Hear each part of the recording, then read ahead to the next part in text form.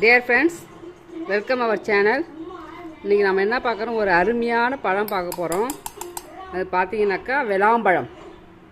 இங்கே பாருங்கள், வெளாம்பழம் நல்லா பழுத்துருக்கு பாருங்கள். நல்லா பழுத்துருக்குனாக்கா இந்த ப்ரௌன் கலராக இருக்குது பாருங்கள். ப்ரௌன் கலராக இது இருந்தால் தான் அந்த பழம் வந்து நல்லா பழுத்துருக்கு அப்படின்னு சொல்லிட்டு நல்லா புளிப்பு ரொம்ப டேஸ்ட்டாக நல்லாயிருக்கும்.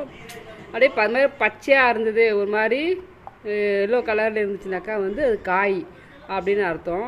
இப்போ இந்த பழம் வந்து கட் பண்ணி உடச்சி எடுத்து வச்சுருக்கோம் பாருங்கள். இதில் வெல்லம் போட்டு கலந்து சாப்பிட்லாம். பாருங்கள் எப்படி இருக்குது பாருங்கள் பழம். இது நிறைய மருத்துவ குணம் இருக்குது. இதில் பார்த்தீங்கன்னாக்கா நான் ஸ்கூல் படிக்கிற சமயத்தில் பார்த்தீங்கன்னாக்கா ஸ்கூல் முன்னாடியே வச்சு இது சேல்ஸ் பண்ணுவாங்க. இதை டெய்லி ஒவ்வொன்றும் வாங்கி சாப்பிட்டுட்ருப்போம். ஆனால் அப்போல்லாம் வந்து இது ரொம்ப மருத்துவ குணம் வாய்ந்தது, ரொம்ப நல்லது அப்படிலாம் நமக்கு தெரியவே தெரியாது. ஆனால் வந்து என்ன பண்ணுவோம், நெல்லிக்காய், இந்த வெளாங்காய் இதெல்லாம் வந்து அப்போது இந்த ஸ்கூல் டைம் நல்லா நம்ம வாங்கி சாப்பிடுவோம். இப்போ அதே போல் இந்த பழம் வாங்கி வச்சுருக்கேன். இப்போ இதுக்கு வெல்லம் போட்டு இல்லை நாட்டு சக்கரை வச்சுருக்கேன். நாட்டு சக்கரை போட்டு கலந்து சாப்பிட்லாம் வாங்க. இப்போ இதில் நாட்டு சக்கரை போடுறோம். நாட்டு சக்கரை போடலாம், வெல்லம் போட்டுக்கலாம். அதனால் நாங்கள் நாட்டு சக்கரை போடுறோம்.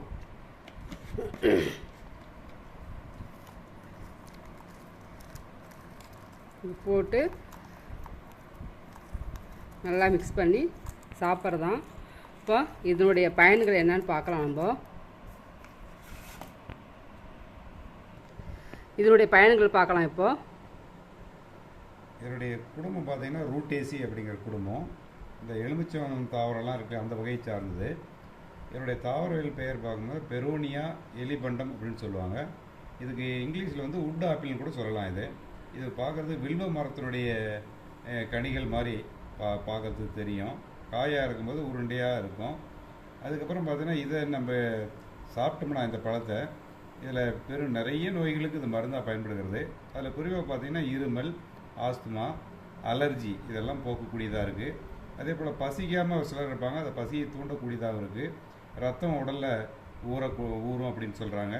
அதே போல் வாந்தியை நிறுத்தக்கூடியது, மலத்தை கட்டும் அப்படின்றாங்க. அதே போல் குடலுக்கு வந்து பலத்தை தரும் அப்படின்றாங்க. பித்த கோளாறுகள், இந்த வாயு தொல்லை அதெல்லாம் சொல்லுவோம், அதெல்லாம் நீக்கிறதுக்கு இது பயன்படுது அப்படின்னு சொல்கிறாங்க. இதே போல் நரம்புகளை சுருங்க செய்யும் அப்படின்னு சொல்கிறாங்க. கோழையை அகற்றக்கூடியதாகவும் இருக்குது. இந்த மாதிரி நிறைய பயன்கள் இருக்குது. இதையும் நீங்களும் சாப்பிட்டு என்னுடைய நன்மையை அடையுமாறு கேட்டுக்கொள்கிறேன். ஓகே ஃப்ரெண்ட்ஸ், இப்போ நம்ம சாப்பிட்லாம். இது சுவை வந்து பார்த்திங்கன்னா இந்த ஸ்வீட் சேர்த்தால அந்த புளிப்பு தன்மையோடு ஸ்வீட் சேர்ந்து எந்த கலரும் அந்த அளவுக்கு அந்த டேஸ்ட் இருக்கும்.